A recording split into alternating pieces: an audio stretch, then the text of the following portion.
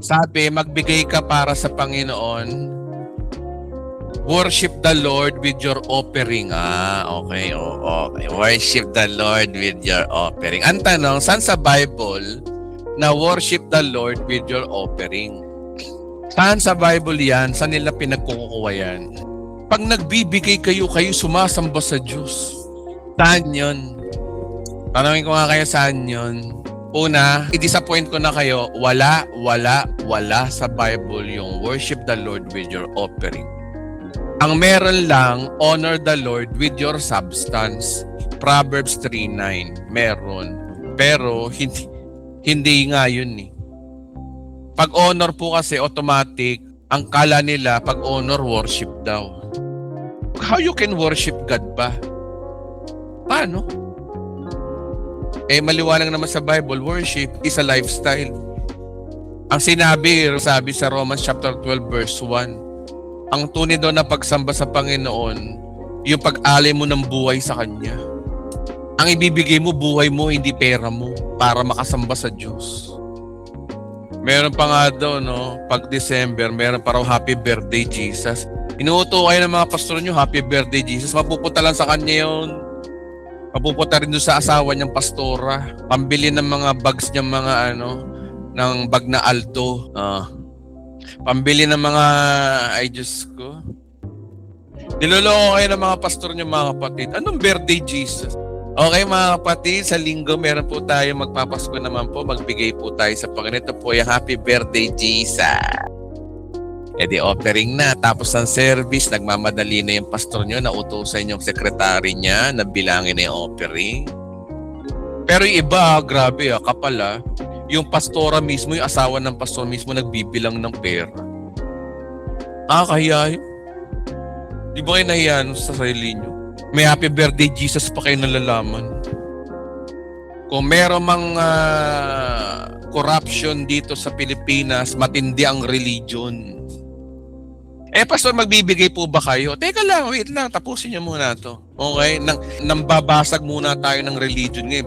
Alam, sa totoo lang mga kapatid, binabasag talaga ng Panginoon ang religion. Ayaw ng Lord ng religion. Kahit ako, binabasag kong religion. Kasi gusto ko kasi kayong dalin kay Kristo na siyang honor ng ating pagpapala. Na tayo'y malaya, magbigay ka o hindi, pagpapalain ka rin ng Panginoon. Una, ang sa 2 Corinthians 9:7, giving po yan, pero voluntary. Totoong sinasabi, hindi naman inuutos. Walang worship kuman. Bakit nyo kinukonek ang worship sa offering? Walang ganun sa Biblia. Wala. Pakita nyo sa akin. Pakita nyo sa akin kung saan. Walang ganun. Inuutulan kayo ng pastor nyo para magbigay lang kayo. Bakit kaya ang pagbibigay, laging dinadamay ang Diyos, no? May mga pastor kayo, bakit nyo dinadamay lagi ang Diyos? Ang pagbibigay po ay simple. Ang pagbibigay ay hindi po yan obligasyon. Balik tayo sa 2 Corinthians 9:7, malinaw. Ang pagbibigay ay isa lamang itong suggestion, hindi utos para magtutulungan lang. Suggestion lang ni Pablo sa atin. Sa madaling salita mga kapatid, sa church, pwede pa rin kayo mag-offering pero huwag nyo idamay ang Diyos.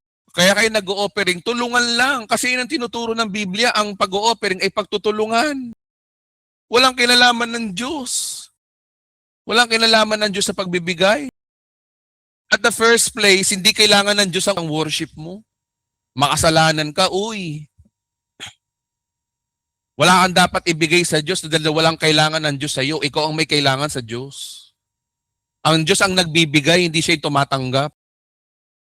Ginagawa niyo yung Diyos parang parang yung Santo Niño na laging nangihingi. Hindi naman ganun ang Diyos natin . Ang Diyos ang nagbibigay, mayaman Diyos natin, hindi niya kailangan ng offering mo. Ang kailangan mo, tumanggap ka ng regalo niya. Kasi kung meron ka pang i-offer sa Panginoon, lumalabas nun, kulang yung ginawa ni Kristo para matuwa ang Diyos sa'yo. Iniinsulto mo si Kristo sa umagitan ng gawa mo. No works nga . Kaya talaga tayo dito sa Bride of Christ, pure grace talaga tayo, purong biyaya talaga tayo. Walang gawa para matuwa ang Diyos. Walang salita para matuwa ang Diyos. Lahat recipient, lahat bigay, lahat ng nangyayari sa atin ay bigay ng Diyos. Ang nais lang ng Diyos sa atin, tanggapin, panampalatayanan. Mabuhay tayo sa tiwala sa Diyos. Pero mo, no? O-opera mo ng Diyos. Bakit? Mahirap ba ang Diyos? Nangihingi ba? Hindi naman nangihingi ang Diyos sa inyo. Actually, ang hinihingi lang ng Diyos, magtiwala ka sa kanyang anak. Yun ang malinaw. John chapter 10, verse 10. John chapter 10, naandun lahat. John 3, verse 18, ang linaw. Pananampalataya sa kanyang anak. John chapter 6, verse 40. Yun ang pleasing sa Lord. Ephesians chapter 1, verse 4, ang daming verse sa Bible na nagpapatunay na ang pananampalataya sa anak, yun ang nakakalugod sa Diyos. Hindi yung mga paiyak-iyak offering, pakanta-kanta ka pa ng online. Yung worship na yan, ginagamit lagi para pagkakitaan. Wala akong ganun. Pakita nyo sa akin. Sige nga, pakita nyo. Worship the Lord with your offering. Pakita nyo sa akin letra por letra. So ano ang big idea? Walang galing mula sa iyo. Pastor, paano po yun? Syempre, yung simbahan nangangailangan din ng pambayad sa kuryente, pambayad sa ano. Tama, magtulungan kayo. Huwag nyo idadamay ang Diyos. Hindi yung gagamitin nyo sa pananakot. Pag hindi nagbigay, hindi pagpapalain. Tapos papansinin nyo lang yung mga nag-o-offering, kayo mga mayayaman kayo. Mga mayayaman lang pinapansin nyo sa simbahan. Simbahan nyo, walang pansinan. Anong klaseng simbahan kayo? Kaya sa susunod, pag-uusapan natin tong James chapter 2 na to Yung discrimination sa simbahan, yung mga ugali sa simbahan, pag-uusapan natin yan sa susunod. I-define natin ang pagbibigay. Define natin. Ang tanong, ibig sabihin, Pastor, hindi na tayo magbibigay. Magbibigay pa rin. Ano ang purpose? Tulungan sa simbahan. Yun lang. Ayon sa 2 Corinthians chapter 9, yung context sa 2 Corinthians, binasa natin kanina. Di ba? Linaw naman. Yan ang Bible verse ko. Hindi yan utos. Hindi utos. Kaya magbigay ka o hindi ka hatulan ng Diyos. Lalo ka pa rin yung pagpapalain dahil ang nagbigay si Kristo. Tandaan po natin, Ephesians chapter 1 verse 6, tayo ay karito. Means blessed and highly favored. Panampalatayanan natin tayo tayo pinagpalat, pinaburan na sa magitan nino ni Kristo. Yung offering sa simbahan, walang galaw yan para pagpalain ka. Kaya ka nagbibigay kasi pinagpala ka na. Tandaan niyo mga kapatid, kaya tayo nagbibigay hindi para pagpalain, kundi bunga ito na tayo ay pinagpala na. Yan po yung totoong idea po dyan. Kung exegesis lang ang pag-uusapan natin mga kapatid, kung exegesis lang okay? So ano pang big idea?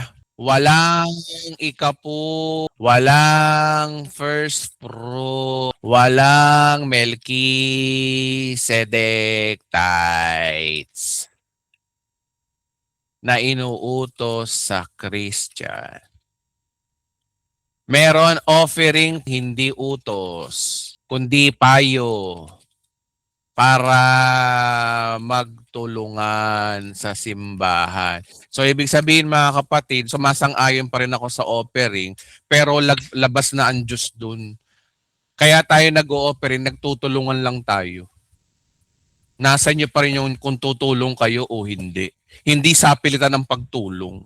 Nasa inyo na yun. So, Pastor, ibig sabihin, tumatanggap ka ng offering.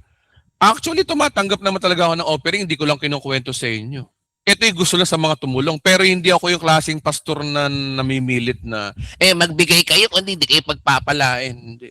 Katunayan, lagi ko nga pa nga sinasabi sa inyo, magbigay kayo sa pastor o hindi, pagpapalain pa rin kayo dahil kay Kristo.